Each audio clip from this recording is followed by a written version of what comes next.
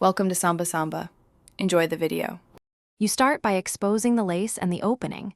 This matters because you can't thread what you can't reach. First, trim any frayed tip so it will pass through eyelets. Use pliers for precision. Next, attach a safety pin or needle to the lace end acting as a stiffener. This gives you control and prevents further fraying. Once done, test feed the stiffened tip a short distance so you confirm it slides before proceeding to full rethreading. Now you thread deliberately and steadily. Slow movements prevent snagging. Insert the safety pin tip through the first eyelet and guide it through the channel, keeping the fabric flat to avoid bunch seams. As the lace moves, pull evenly with short tugs so the opposite side doesn't bunch or twist. If you hit resistance, back out slightly then change angle.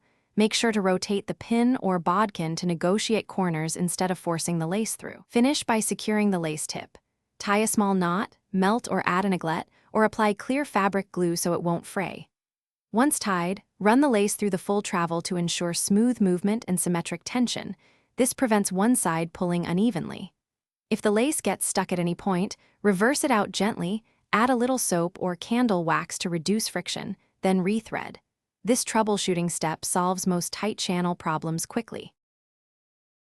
Thanks for watching. Consider subscribing if we helped you.